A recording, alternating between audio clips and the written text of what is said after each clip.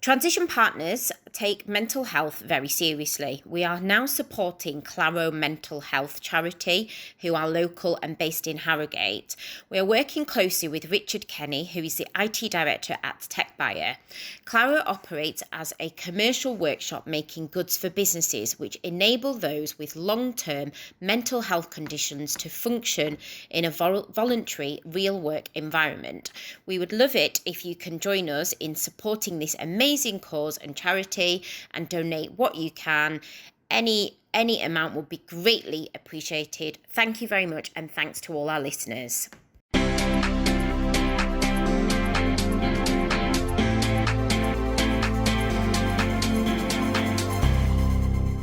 Hi, this is the Let's Talk Leadership podcast. My name's Ellie Greening. And my name's Sandra Patel-Stewart. On this podcast, we will be interviewing some of the UK's greatest tech leaders. We'll be discussing war stories, battle scars, and their learnings from their journeys.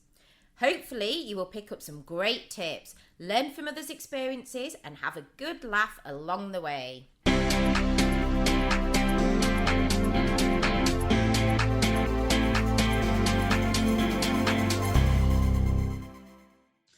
Hi everyone, and welcome to the Let's Talk Leadership podcast. So on today's episode, we are joined by the lovely Mike Quate, who is Director of Marketing and Solutions at Adare SEC. So Adare SEC is a leading provider of technology-led integrated communication solutions, inspiring their clients with the choice and insight to deliver their vital message securely via multiple channels. Mike works closely with the Chief Digital Officer to define the right integrated client communication systems and solutions and the brand vision. I've just had a new brace fitted and that felt like a right tongue twister of a start. So hi, Mike. You did it. Well done. Hello. Thank you for having me. Hi, Mike. You all right? How are you feeling today? Good. It's early in the morning and I feel like I've already done a full day. So oh, no. I know. It's all good. Isn't it? Well, hopefully you can finish a bit earlier today if you've been up early working. Cause, I think we're going to get is it like hottest day of the year today or something? So 30 degrees or something today. Yeah. Yes. We don't get this up north very often, do we? No, we don't. So we need to make the most of it. Cool, great. So we had a really good chat the other week and talked a lot about how your role has shifted recently, and we had a good chat around the kind of like what you're wanting to do within the business, brand wise, and helping the business promote themselves from that point of view, which we can talk about in a little bit more detail throughout this show. But before we do, just to give, I guess, our listeners and viewers a little bit more context, obviously Ellie's done a great intro, but it'd be good if you could tell us a lot more about yourself in a little bit more detail, how it all started.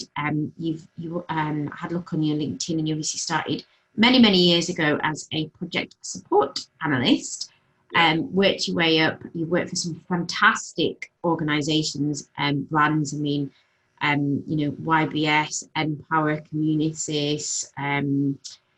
There's more there. I know there was a lot of, when I looked at your profile, I was like, wow, it's like brand after brand after brand, which is amazing. So if you could just give us a quick kind of 4 or 5 minute overview of your background and journey that you've taken to get to where you are today, that'd be great. Sure. Yes, I've worked through some really, I guess, sizeable brands, like some well-recognised brand names, which is, I feel quite lucky to have that on my CV actually.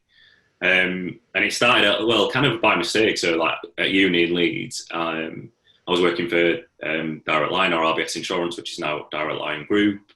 And kind of after uni went travelling and they offered me a job back operationally and kind of working with an operational project. So kind of quite an analytical role. And kind of that's what took my interest in projects really. It was kind of getting out, speaking to a lot of people a lot, figuring out, solutions to problems. And that took me on my project management career journey first and foremost. RBS Insurance was, a great learning for me, and there's a great brand that's come on the back of that now with Direct Line Group, and I'm still in contact with, a lot of people that are still there. And it gave me a good learning, actually, a good foundation for guess what good business looks like, what it's like to work with a really big successful brand. At the time, there was the financial crisis, so it was kind of almost bittersweet, because you were working with an organisation or in the banking financial services sector, which had quite a lot of negative press as well. But it gave me some good lessons, some good grounding around what good project management looked like, what good business analysis looked like. My whole career, I've worked with technology. I've never kind of like pinpointed myself working within I'm just tech or business change, or there's always kind of been big sizable programs and projects that I've worked on. And that sparked my interest in I guess getting more into kind of change leadership, understanding more about technology and the route of where technology is going. So after a really long time at LBS Insurance, I went to YBS and worked for a time there. Again, they were going through a massive journey themselves around, and a lot of what I've done has been about people and culture change, as well as, integrating new technologies or upgrading new technologies. All this stuff, everything that I've done has been about taking people on a journey with you. As cliche as that might sound, but it has, like if you, unless you get people understanding what you're doing, why, then anything that you're doing, no matter how big or small the change, unless you get people understanding why they should be interested in it, it's not going to be that successful. So over time, just the size of change programs that I've got involved in has grown, got bigger, and that took me to Adare, which is an integrated communications provider, which traditionally works in print sectors, has been around for a very long time.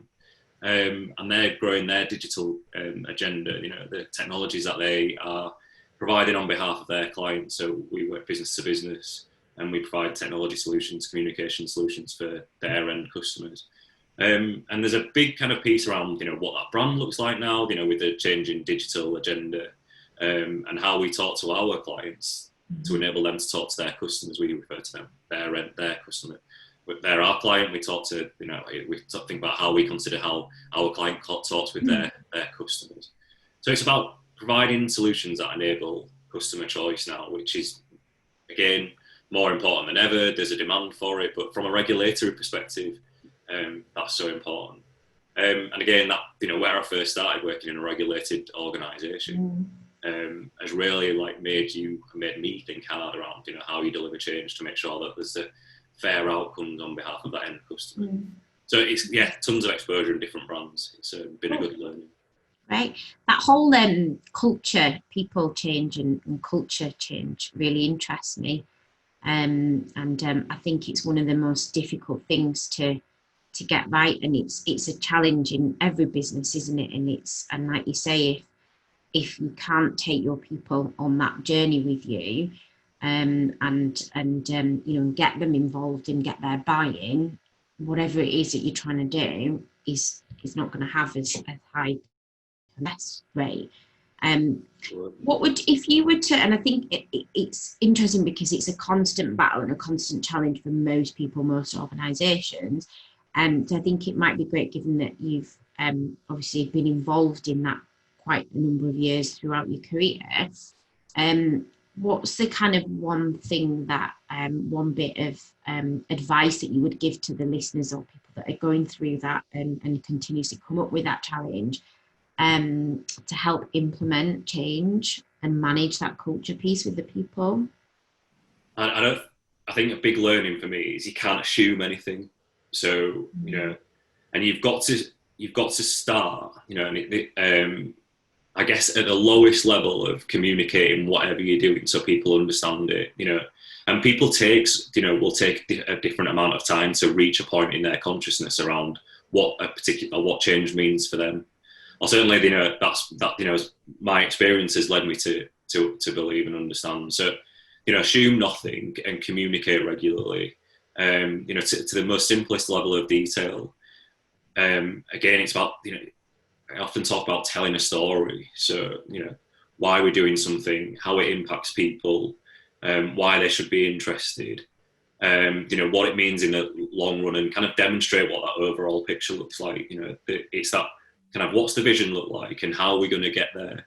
and how can people involved or that are impacted by that change play even just a tiny part in making it successful, and like highlighting what success looks like. So if you constantly, I guess retelling that story, but kind of telling a story with like lessons that you've learned, and how those lessons are influencing the route that you're going to take next. I think that becomes really powerful, and then that creates a level of conversation with people. Sandra, you and I were talking about last week around just engagement through LinkedIn, and how do you create a conversation, because the stuff that you put out there can be quite one-dimensional. It's you're sharing something, and it's how do you get a response to understand whether people have seen it, understood it. So I think again you've got to constantly try and actively seek feedback around the message that you're sharing, because you don't know if you're going to get it right. And importantly, I think sometimes it's good not to get it right, like to get it wrong sometimes, because you learn from those mistakes. But that's often when people will be the most honest. Create a forum for feedback, a forum for challenge and constructive challenge, so people can understand, like how, where they can go to and how they can kind of voice and air their opinions. But I think, like I said, no matter how big or small that level of change, just communicate often. Assume not. Yeah. Fantastic. Some really great tips there, and very valid. So going back to your current role, obviously we're all experiencing different challenges affected by the current crisis. But in general, what would you say that your main challenges and pain areas are, and have been within your most recent position at Adare SEC? So there's a lot to do. We're on a journey ourselves of developing the capabilities of our business, and we've talked about that digital agenda, and providing our clients with more choice for their customers. That competitive landscape just becomes more competitive. Technology enables that, and I guess for most businesses you're on this constant journey of keeping your brand fresh, keeping your products up to date and current, but based on insight from your customers and feedback from your customers. And then obviously you've got COVID-19 that comes in and challenges some of that. So just you kind of building a plan and a vision for what that plan looks like and how you're going to execute on it. And then along comes one of the biggest pandemics that we've probably all ever experienced. And again, a lot of my role at the moment is making sure that our colleagues, the people within our business, are kind of clear on what the impacts to them personally could mean, and keeping our clients, ensuring that they feel confident that we still can meet their needs, and they're going on their own digital transformation journey. Often people, no matter how big or small that journey is, but there's still a requirement to kind of keep that going as well.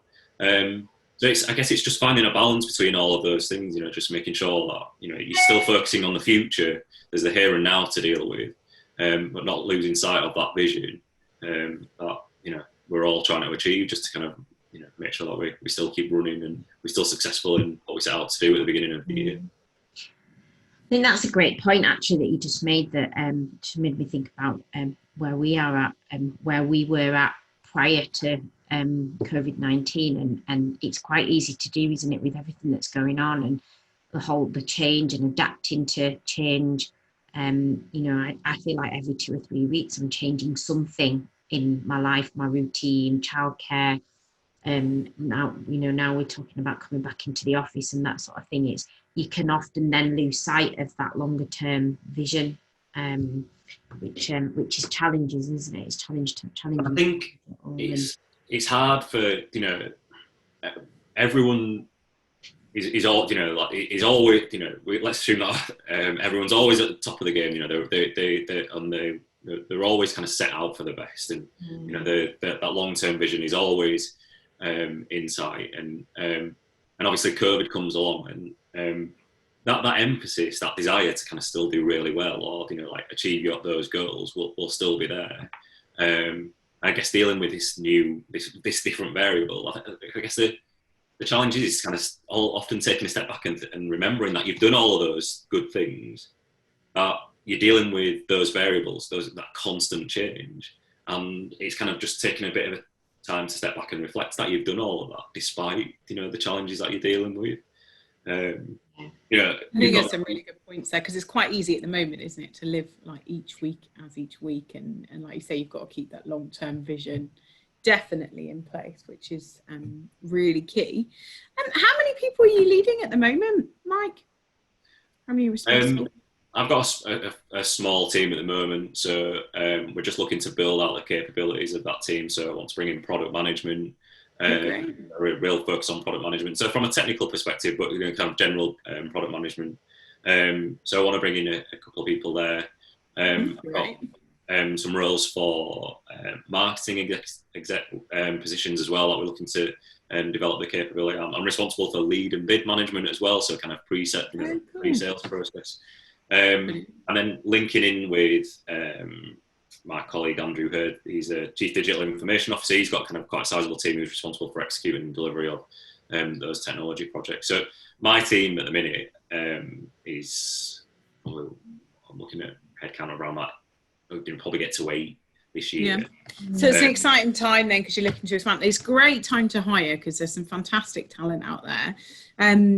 You've managed big teams before in your previous roles as well. How would you describe your leadership style?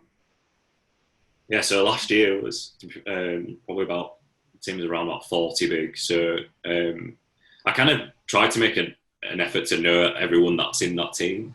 So, I don't really like hierarchy. I think it's everyone plays a crucial part in no matter how big or small the team. So so I kind of make an effort to kind of figure out what everyone's doing and how, and where I can support them and the kind of the journey that they're going on. So I think it's really important that then there's this policy of openness, so people can speak. If they've got a challenge or they've got some ideas, that they can come and talk to me, and I can support them on it. That's difficult when you've got a bigger team, but I think it's trying to make time for that. People did that for me when I was developing in my own career, and I was progressing. So a lot, openness, inclusivity, making sure that everyone's opinion is valued and understood. Again, kind of building into that where we started off at. Well, how does that value or that consideration, that opinion that I've got fit in the bigger overall picture? So yeah, I think, the virtual door is always open. There's a lot of cheesy comments, isn't there, coming from you? You find that on podcasts, we'll do it. Yeah. It's interesting because it really does sound like communication is at the heart of everything you do. So that's fantastic. So as Sandra mentioned earlier, and you talked through some of your experiences before your journey, you've got a hugely successful background in project and program management. But I'm sure along that route, there's probably been a couple of bumps on the road. And we all know that we learn the most when we're in the most challenging situations or when things haven't quite gone right. So it would be great if you can talk to us about one of your biggest project failures and what went wrong and how you learned from that and what you really took away from that. Tough one, this. So I don't like, it's good to reflect and I guess learn from mistakes.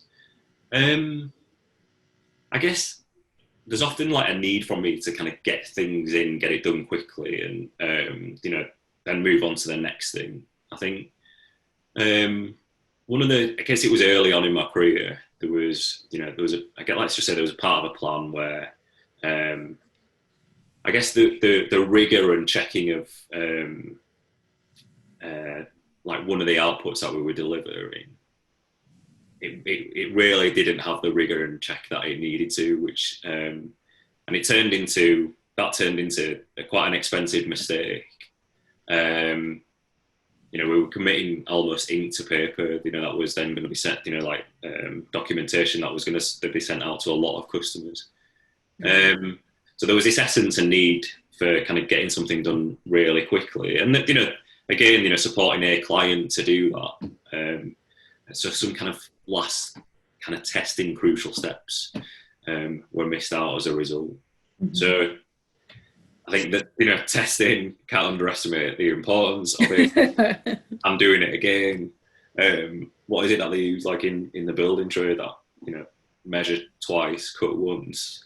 I think the same can go for when you're delivering technology, or if you're putting stuff out, print on paper. It's make sure that you're double checking, and make sure that you've got the expertise in order to support you with that. Testing. There seems to be this big emphasis on finding good, like test analysts and test managers and creating test functions at the moment. And it feels more recent to me. I've kind of seen a lot of demand for that. It's always been there for me. It's just, I guess the emphasis has become more important.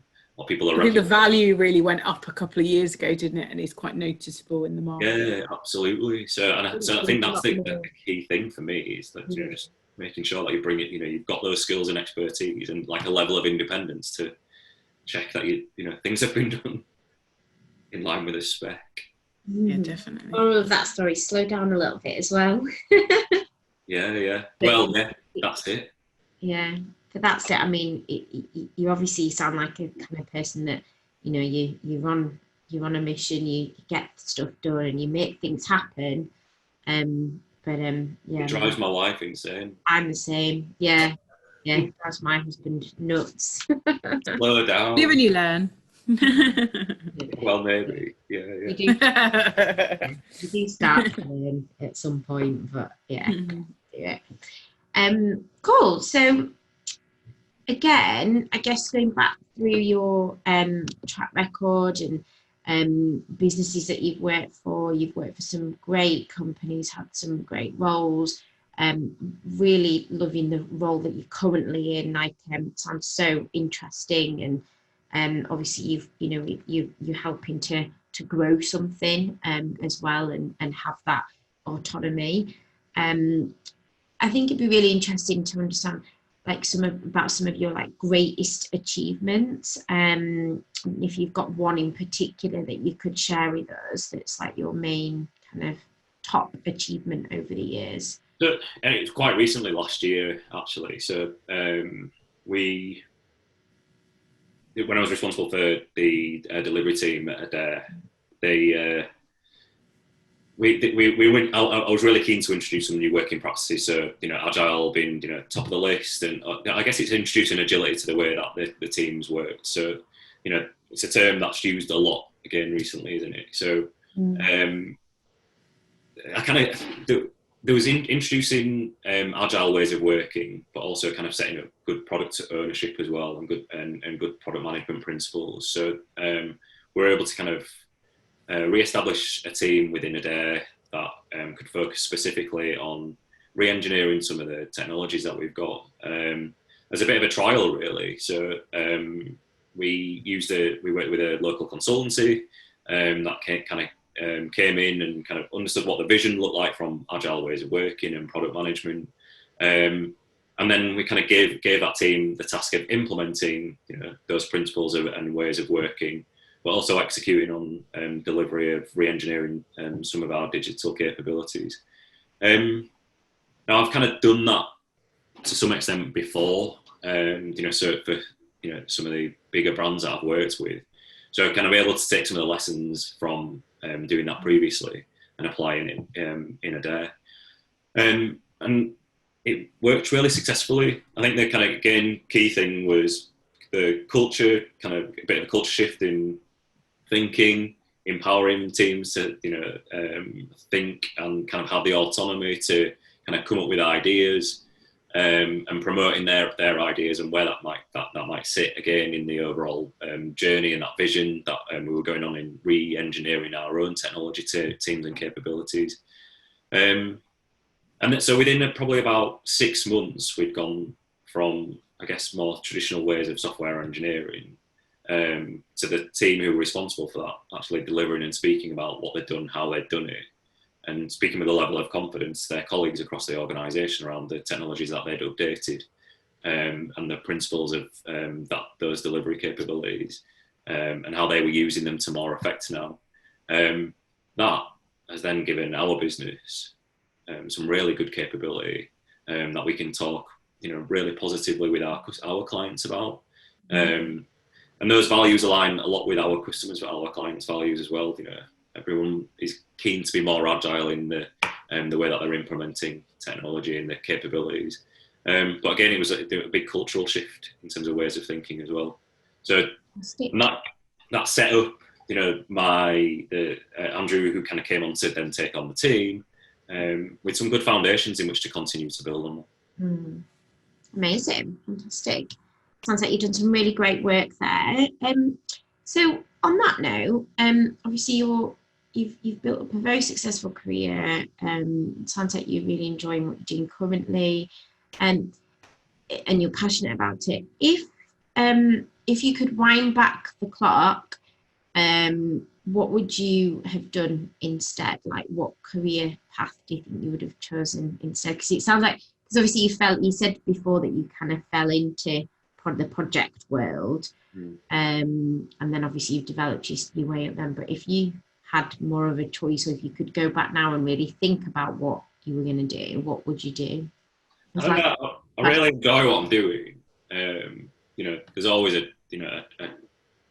some kind of challenge, and then there's that kind of personal growth as well in dealing with those challenges. I think when I was a kid, the thing that I wanted to do was always fly planes, so completely different. So I think. Have you ever flown one? I've had a few flying lessons. Oh, cool! Yeah, How was it? Tiny, little single propeller plane. I've had 3 or 4 lessons. Yeah. Great. Very expensive. Yeah. Been in a glider, but that's about it once. And it scared the hell out of me. I'm not sure that there is a place, isn't there, near Leeds that you can go. Yeah. I can't remember where. I never knew you'd been in a glider, Sandra. I think someone bought me it for a present. I wouldn't have. I think you need to get your team out on a day out in the gliders. Yeah. That would be pretty funny, actually. Yeah, I'd be up for that. That would be great. Yeah, it does sound like it's really good fun, flying lessons. My uncle, he's like a pilot trainer. I don't know what the official name for it is, but he took my brother out once and he loved it. He had a great time. So is that something you're going to try and continue in the future then? Oh, I don't know. I think I've got a baby on the way. So. I was going to say Mike's got a little one on the way. So how exciting! When's the baby due? Next month in 5 weeks. Amazing. So taking up a new hobby now, like being in the sky, probably is not the right. Yeah, probably not the right time. I think you're going to have your hands full in 5 weeks' time anyway. Yeah. So, it sounds like you've got a lot on your plate at the moment. You're growing out this team, this capability. Looks really exciting. Obviously, that link to clients always adds an element of stress to it as well, and responsibility. You've got a baby on the way in 5 weeks. How do you manage everything? How do you manage the stress of this big role? It's something that a lot of our listeners struggle with. Mental health is a key topic that we try and cover at Transition Partners and support with any when and where we can. But any ideas for managing stress and looking after yourself would be amazing. So I'm a big advocate for mental health and well-being. I think, and particularly for guys, it's just not spoken about enough. I think traditionally there's just not been a culture that's permitted it, and which is sad, really. I think it's getting better. It's getting loads better, and I think it will do just through having a conversation. I wrote about it a couple of months ago. Because I think for a lot of people, lockdown has had a negative impact on their mental health. Yeah. I get for some people as well that might have found a little bit of solace in just kind of closing the door and just taking a little bit of a step back and winding down.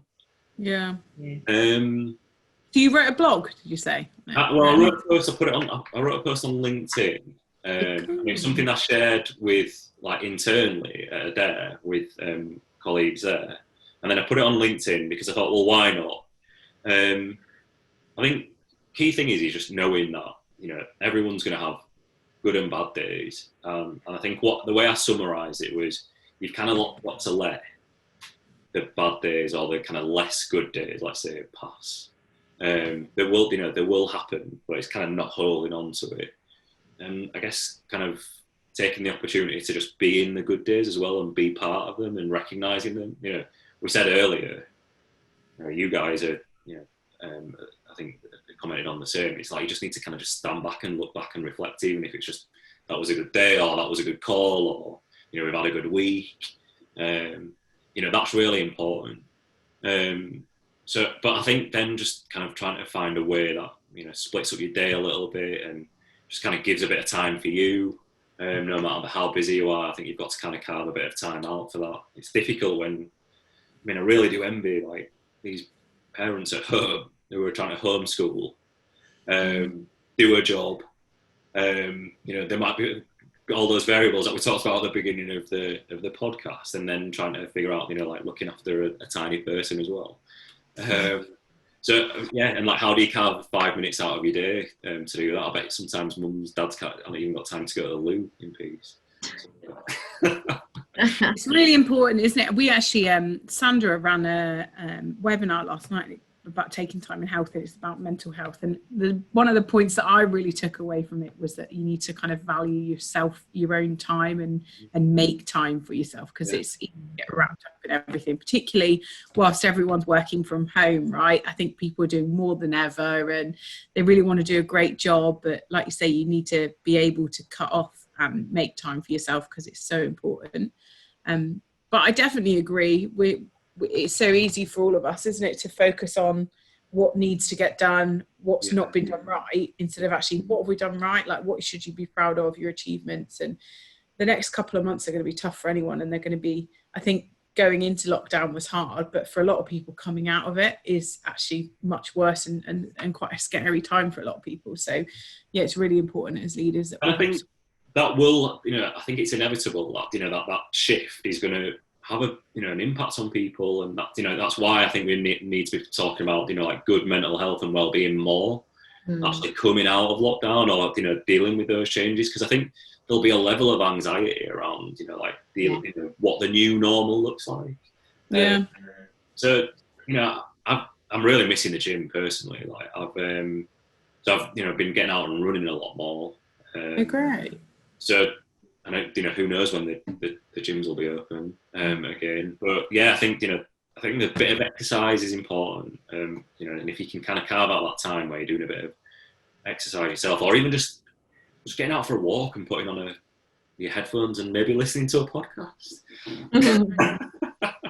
Yeah, it's important though, isn't it? Just a bit of fresh air, and you feel so much better about things. Like I know that my partner, he makes me go out for an hour every night for a walk, and every time he says it, I go, oh God, I've got work to do, or like I try and think of an excuse, but every time as soon as I get out, you feel so much better about things, don't you? So I think it definitely helps, which is fantastic. I envy you when you get out on your walks every night, because like yesterday when I was driving home from work, so I did the webinar last night, and I was driving home at about 6:30, 7, and there's all these people, drove past Roundhay Park, all these people in the park, and I was thinking about I thought, I bet Ellie gets out for a walk tonight. Wish I could get. So by the time I got home and went out, I didn't go out till 8:45. So I went out a bit later, which is quite, normally I like to go a bit earlier, but I thought I'd go out and get a bit of fresh air. And there's all these people out there that have got kids and they can't do that. Well, they could if they went out on their own, but it's nice to go out with your partner, isn't it? What do you do, Sandra? Where's your 5 minutes then? She's not very good at finding 5 minutes. I've said recently that I need to take some time off because I can feel myself. It's all building up. But no, I'm not very good. So like I'll get back, I'll sort my son's tea out or put him to bed, and then I'll end up working again because I just feel like I'm just always catching up. You work out in the morning, which helps, but it actually feels stressful, doesn't it? I try and work out every morning, and that I think that's my time. Yeah. But then even they get interrupted, don't they, by the little one at the moment. But that's because we haven't got a gym to go to, so it's hard, isn't it? Because you're doing everything at home. and the kids are there, and it's just But, So when it like sometimes he's good. Sometimes he just comes and sits and watches the workout, doesn't he, in his little pants? Because he's he's often naked. yeah, he's quite often naked on Zoom. But it's so important, isn't it, that all of us are kind of taking time and looking ourselves properly. I think that holiday thing's important. You know, I took a long weekend this weekend. Yeah, I know. I was thinking that you took some time and you properly switched off as well, didn't you, guys? Yeah, and I think, you know, we've got to encourage that. You know, I think it's important. You know, when especially in like a leadership role, because people are like, well, I've not nowhere to go. I'm not getting on a plane to go on my summer holidays for a week, or but you can be at holiday. You can just find a bit of holiday time at home. Yeah. You know, it's really important because it's a bit harder to disconnect though, so I think you need to work on that, and as a leader it's like our responsibility to make sure we're encouraging that with the team, because it's quite easy to just get back on your emails quickly or just send a couple of texts, because when you're abroad it feels like a little bit different, doesn't it? When you get on a plane and you go away, you kind of separate it, don't you? But obviously at the moment, it's hard. Well, hopefully we'll be able to go abroad sooner rather than later. I'm due to get married in Croatia in September. Sandra's coming. Yeah, start of September, so we're really hopeful that we'll still be able to go. Booked to go as well, so I'm pinning all my hopes on that as my holiday of the year. Everyone's going to go a bit crazy if we make it to Croatia. Where are you going to get married? It's a place called Trogir, so it's just outside of Split.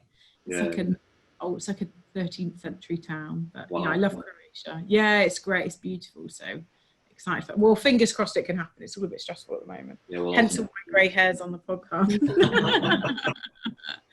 So it's been fab having you on the show and talking to you and finding out all about your role at Adare SEC and what you've been up to. But it'd be fantastic if we can finish off. I know this year's been a bit, I guess it's been a tough year, so plans have changed and projects plans have certainly changed as well, but it's good to finish on like what you're most excited are, what your upcoming big plans are. You've got a baby on the way in your personal life, which is super exciting, but what are you most excited about?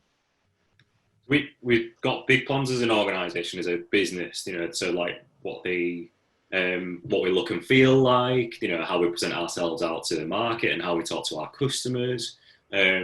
We've had some really good successes over the last kind of year or so, and I really want to kind of talk a lot about all of those things more. I want to be able to kind of be able to showcase some of the things that we're working on. You know, there's nothing better than being able to kind of get your teams together so they can talk really positively about the journey that they've been on and the things that they've done. So, you know, if I can publicise that, and then bringing in new talent as well, you know, like to kind of help, you know, build on those capabilities and bring a different sense of perspective. That's really important. And I'm super excited around getting, you know, some new faces in to kind of help with that. We've got some really exciting plans. You know, we've got a great team. When we've been able to really demonstrate like the capabilities of the team, like throughout COVID, everyone's really stepped up. And not that they necessarily needed to, but they wanted to, and everyone that works at Adare is really behind, you know, it feels like what we're doing, and they want to make sure that that business is successful. So with the good momentum that we've built over the last few months, I'm really excited to maintain that. Sounds like you've got something really special already, but like you say, building on that and celebrating success is going to be a huge part of your journey. So massively, yeah. Can't wait to see what you guys get up to. Sounds super exciting.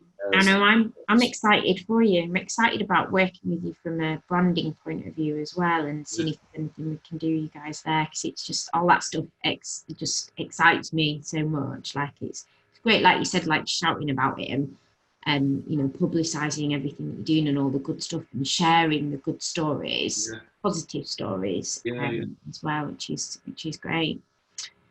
Amazing. So thank you so much for coming on the podcast, Mike. If people want to reach out and if they've got any questions, is it best to contact you on LinkedIn or Twitter? Yeah, LinkedIn's good. I use that a lot. You know, I'm trying to up my game on that. I'm trying to get my team to up the game on that as well. Sandra's going to help me out a little bit with it. Yeah, she won't give you any choice.